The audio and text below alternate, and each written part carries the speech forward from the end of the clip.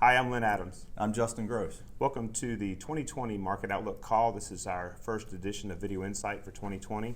We want to take you through some things going on in the markets and also give you some insights and some outlook into the future. Nothing in this call today is really going to be about investment advice. This is really just for educational purposes only. So with that, we'll get started. Good place to start, usually when we do these, is just to look back at returns. 2019 was, will probably go down in the record books as sort of the Goldilocks year. Everything that could go right went right for corporate profits. And in addition to corporate profits having stable and increasing opportunity, the investor sentiment went up throughout the year, and we saw the price that investors were willing to pay for the same amount of earnings go up as well. So that's kind of the trifecta of good things for the markets. If you look specifically at returns, the U.S. S&P 500 was up 31.5% for the year, followed closely by the real estate index. The REIT index was up 28.7. Small cap stocks were up 25.5. The EFI, which is your international large cap stocks, were up 22, lagged the U.S. a bit. Emerging markets also lagged at 18.5. The bond index, if someone would have told me we were going to make 8% in bonds last year, I think I'd have lost a big bet on that. But the bonds were up 8.7%, and the commodities index were up 7.7. Kind of a perfect storm in most asset classes, and we've touched on this before, the calendar can play tricks on you because the calendar starts on January 1. If you go back and include December of 18 or the fourth quarter of 18, 20% drawdown almost. Right, so it's like for the stock piece as example, if you lose 20% in December and you make 30% for the year, what have you really made? You know, from November of 2018 to now, you basically have about a $10 on $100. So are you up 30 in the last 12 months, or are you up 10 in the last 13 months? Right. It's a big deal. So the calendar can play tricks on you. Right. So it's important to note. The other thing too is in the bond piece. You know, I was kind of joking a little bit when I said, you know, if I made a bet, I would have lost it. You know, interest rates in the middle part of 2018 were at 2.75, 2.85%. They went to 1.8% in a year. So that dramatic move down from 2.5 to 1.5 as a percentage is what triggered the capital appreciation of those underlying bonds to go up 8%. You know, for us to get an 8% again this year, you'd have to go from 1.9 to 1.2. And you know, that's possible, but I wouldn't say that that is probable. And the more to the extent that happens or continues to happen, the more severe the bounce back effect on the other side. So if you own bonds in an index format, pay attention to duration. That's some of the things we look at, but a bond is not a bond, just a vanilla. You got to know what kind of bonds you're owning. So we're going to switch gears. Now, we don't do this a lot, but I figured since this is the first call of the first year of a new decade, we thought maybe we would talk a little bit about the vision for the future and frame it with some things that have happened in the past. So we're going to put kind of an interesting slide up here and just talk for a few minutes about some of the political figures, some of the events that have happened in the past, and how that might frame some things that might happen in the future. This is a slide that JP Morgan put out just this year that shows sort of some historical things. And you know, there's a lot of people that question where we're going to go from just, you know, we feel like we're in uncharted territory. And one of the things that I've always tried to communicate to people is that we're really not in uncharted territory. We're just seeing things, again, that we haven't seen maybe in a very long time, maybe before we even cared what was going on. So we're going to take you through some of these figures and just show you some parallels of some things that happened in the past and how they might happen again or have happened or are happening now. One example is President Franklin Roosevelt. You know, he was a very progressive president, and his theory was that Wall Street had become too powerful, too influential, and he was really strong suited to bring more power back to Washington about how money is spent. And he would probably favor the candidate Elizabeth Warren in terms of, you know, having more structure to how every dollar is spent, designed and influenced by the government rather than having the capital markets to be such a big influence. And so, you know, a lot of people say, well, you know, if Elizabeth Warren gets elected, it's going to be this, that, and the other. Well, we've had presidents like her in the past. Yeah, I'm certainly not a history major, but a proposed 100% income tax. She's not saying that. No. No. And I think it's important as you look at these historical examples that the U.S. economy is strong enough to sustain it can endure any of these things. But it is interesting to take a look at some of the parallels. Richard Nixon, another president, right, back in early 70s, he probably would admire President Trump for the sort of strong suggestion to the Fed to keep rates low, push rates low. Nixon, went through a series of press releases back in the day to put pressure on the Fed to keep rates low. And it's interesting, those lower interest rates compounded for decades have produced really a very wildly advantageous environment for companies and corporate earnings. So we've seen different figures in the past that are similar to some. But it is a dilemma because economy's strong, we can do this, no, let's not. Right. And you got global influences, a lot going on. And we'll talk more about it in a moment, but with interest rates as low as they are, I'm not sure we want to keep pushing them down.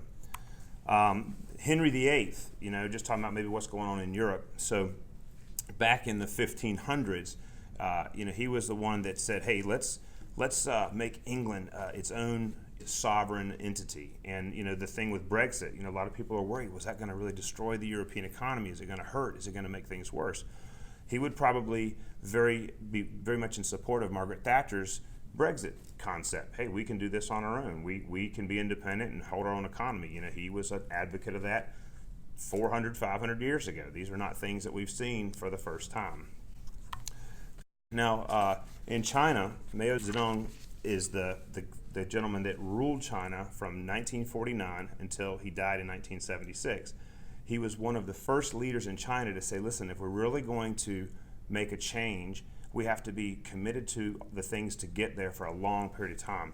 The reason that the Chinese platform where you could have more than 2 terms as the leader was changed is because he was the one that created that environment. The current leadership in China, they're like, hey, if we want to make a change that's going to be the best for our nation, we have to be committed to it to a very long time, perhaps even a lifetime. So that's one of the reasons that we see, like the capital markets here pricing in that this China negotiation, it might not happen in the next 2 years, 3 years. It might take 30 years or 40 years because China has a history of being dug in and committed to things that are going to be best for their people for lifetimes, not necessarily for a period of time for a president. Herbert Hoover, he believed in tariffs. He believed in taxing things that are coming from overseas. He was a big advocate for that. And he actually, was responsible for a lot of sort of balanced budgets. It also had consequences. It created this sort of imperialistic, federalistic, we're going to take care of ourselves and not be a global functioning society, more we're going to take care of our own. But you've had figures in history that have been like that, and our economy has persevered and done well on, So either America way. first, doesn't really care about politically correct. Yeah, Okay, right. who's that? But again, what's really interesting is that we get polarized about who we like, who we don't like. And at the end of the day, our country is as strong as the people that get up every day and go to work and make a living and pay for their bills and pay for the things they want. And companies pay their people and make earnings. And so the political leadership, yes, it matters. But this is just giving you examples. There's been a lot of different leaders. One of the things that these historical examples did not have was Twitter, social media, 24-hour news cycle. Right. So that part of it feels very different. That's a catalyst. That's where we are. Yeah, it speeds things up. This is an old school Charlemagne. I remember this from like high school not ancient history, but 814 AD. This guy was the one that said, hey, we could be better together. He brought all of Western Europe together and said, let's share our resources. Let's make our economy together. So there's figures in history that have been the opposite of independent nation thinking. And then, one other one I thought was interesting. This is not a person, but this is a phenom. Pets.com was one of thousands of companies in the late 90s that had no earnings and went for several years with skyrocketing prices, and everybody thought that was normal. Everybody thought that was great, right? No earnings, tons of money going into it, loss after loss after loss, and skyrocketing prices on the stock. Why would that make sense? Well, it made a lot of sense in the late 90s because people were betting that one day they'd turn profitable. Today, JP Morgan has reported about 70% of the same quantity of those types of companies in existence that were in place in 1999. Companies that have no or zero or below zero earnings and have all-time high stock prices. So that's just a byproduct of super cheap money and a saturated landscape where people are looking for anything to invest in to try to make some money that isn't already fully saturated or overpriced. So these are some things that we've seen in the past. They've all had implications. Sometimes it made people make a lot of money in the short term in their investments. Other times it created recessions and we had to buckle down and kind of wait it out and dollar cost average through it. But all in all, our markets have done very, very well for long periods of time, despite whoever was in the lead or in the White House or in Congress or the progressive laws or the conservative laws, right? So I think we've got a good backdrop to think, how do we go forward? Yeah, and one thing that gives me comfort is whether it be the pets.com or any of the other aspects of that, and we'll talk about this a little bit later, the binary concept of our defined risk strategy doesn't really care about why something happens or having to predict the future. It just cares that it happens. Let's capitalize on those gains. And when that trend stops, then let's exit. And we don't really care why we're exiting. Obviously, we want to look at all the factors in play, but it's a rules-based process that can help you negotiate all the craziness that we see. And we realize that most of our clients don't have all of their accounts here. I mean, for example, many of you work, and the largest asset you have is your retirement account at your workplace. So we can't apply our strategy in your retirement workplace account. So it's important that we give you information that gives you perspective, because if we got a 20 or 30 or 40% market decline in the next year and you're 40 years old, it really shouldn't faze you if you've allocated your money in your retirement plan for when you're 60 or 65 years old. And on the flip, if you've got your money invested and you've already retired or you've put a lot of money with us and that's where your nest egg is at, having a binary tool that says, hey, we're going to flip to the risk off mode when we go below trend, that's a very, very powerful thing. But let's talk a little bit about what the markets are likely to do and some of the things that are fueling the market in 2020, right? This chart here is one of the big factors we have to consider: unemployment. Everybody's working. If you want a job, you can get a job. It hasn't always been that way. In fact, unemployment at this moment is the lowest it's been in 50 years. So that's a real positive for stocks, because people working creates their ability to consume and spend. It also creates profitability for the companies that they work for. Another thing that's very, very favorable right now is household debt. Americans are not strapped with lots of debt. In fact, probably about at a 30-year, maybe 40-year low of household debt. Now, debt is the amount of total liabilities that you have relative to your income is sort of how it's measured. So it's basically the cost to carry the debt. But most households are actually only have about 11% of their total income is allocated towards paying debt each month. And that's a very, very low number.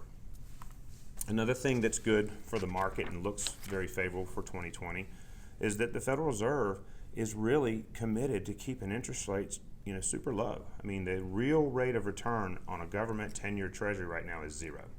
If you count inflation, you take inflation from the yield, you land at zero. When money is free or cheap, corporations leverage that money and they invest it and build bigger, better, stronger, faster. They're not scared to spend more money because it's free money. Now, just as much as that's a positive for the markets in 2020, it could also be a negative, because if we get inflation, the only tool that you can use to fight inflation is raising rates. So when we look at the positives, those are some of the positives. Now, there's some other data I think that's important that has filtered in just in the last quarter, and that's consumer and investor confidence. So when consumer confidence is growing, people are willing to spend more money. Investor confidence is growing, people are willing to pay higher prices for the same amount of earnings for a company's stock. There is a divergence happening right now. CEOs of corporations are beginning to have deteriorating confidence about their margins, about their ability to be profitable in the outlook. So consumer confidence is still rising, while at the same time executive confidence is going down. So that gives us room to think that there's a change that could be at hand, right? Yeah, and none of these metrics, I think it's probably important to point out, are if they were just a truth. Right. I mean, the CEOs are fairly wishy-washy in their That's confidence true. there. So. Yes, that is very true, very true. Some other things that kind of give us pause, again, in the context that we just talked about with a lot of different historical figures that have had influence on the markets. If we see increased tax burden on corporate America. This chart here just shows you essentially the difference in, like, for example, we used Roosevelt as an example. His progressive tax concepts raised the tax receipts for the country back when he was in office by almost 6% in his term, right? So during his term of office, if the government was collecting X amount of taxes on day one, they were collecting X plus 6% at the end of term, okay? That changed the economic balance during his presidency, okay? Elizabeth Warren, as an example, who has proposed her tax changes, would change the current amount of tax revenues. It would increase by 15% in 2020, and by the end of 2 terms, if it were to carry out the way she's proposed, would increase it almost to 24%. Now, again, I'm not saying that paying more taxes is necessarily death for the economy or even a bad thing, considering our total deficit that we have. It might really work to get back to balance. But these changes create doubt and uncertainty, and that's what the market doesn't like. The market can't make a future bet if it's not clear what they're betting on. So it's the proposed change that creates the doubt, which would erode consumer confidence and investor confidence. All that said, I have to go and show this. We don't show it very often because you think everybody's surely seen this chart, but when you invest in stocks, you're investing in corporations, you're investing in people that have got bright ideas and put them to work and try to make money with it. And if you go back for the entire last 100 years, you can see that the market tends to go up and to the right, up and to the right. Yes, there are recessions. Yes, there are depressions. But if you use the stock market and things that are connected to it as part of your long-term funding vehicle, not for your Christmas savings fund that you're going to spend the money at the end of the year, or for your summer vacation fund that you're going to spend in 6 months. You put money in stocks for the long run, the odds are in your favor that it is going to be an outcome that you're going to like. So this is a good example. Yeah, I think 2 things to point out here, and it's kind of a divergence of investment strategy a little bit. Long-term buy and hold, there's never been a stock market chart that doesn't go up from left to right. So if you just buy it, wait a long time, you've done okay. There are blips, there are recessions, there are market drawdowns of 50%, right? Those can be opportunities. Well, they in are another investment strategy, like a defined risk strategy. So it's right. Those things, yes, they're going to cause fear for most investors because most investors are buy and hold. But if you are able to take advantage of those, it can be a big thing. And it's important. And I think that is probably, if we can communicate one message succinctly for this year and probably next, is that if you get a big pullback in the market, it's how you react to it. It's how you plan to attack it beforehand. Right. That's right. Like, you cannot say, man, we've lost X. You need to be thinking, we have an opportunity right now to buy some things that we're not going to look to make money on this year or next year, but we're going to have the opportunity to buy some things today that 10 years from now, when 82 million millennials are hitting peak earnings and they are consuming and saving and investing and building and producing more than we have ever seen in their lifetime in our economy, we have the opportunity to buy some of the things that are going to be feeding that at a discount.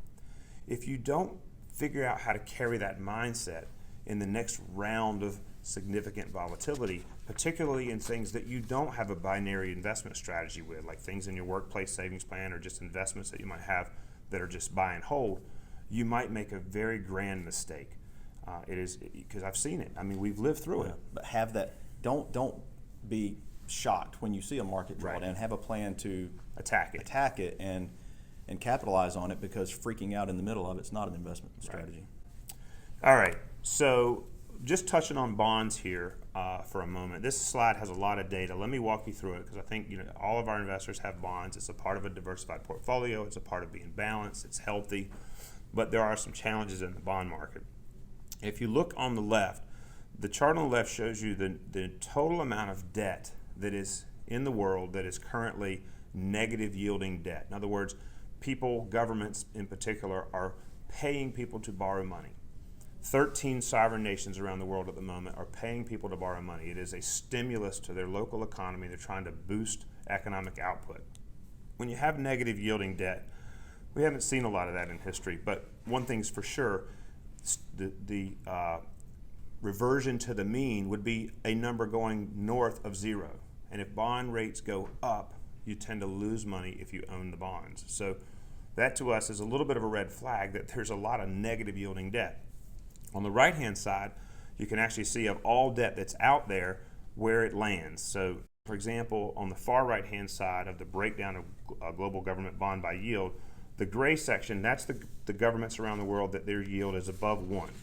And the U.S. is right there at 1.9. The light blue is where the governments around the world are between 0 and 1% with their core interest rates, and then the dark blue is where core interest rates around the world are actually negative. So, up until about 5 years ago, there was no dark blue anywhere. I don't know. There's an economic textbook that has a chapter on negative interest rates. So.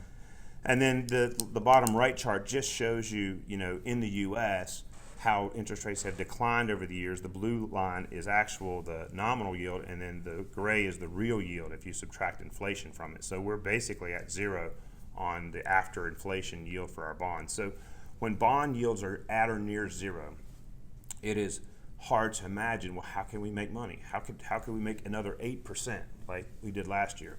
Very difficult to imagine.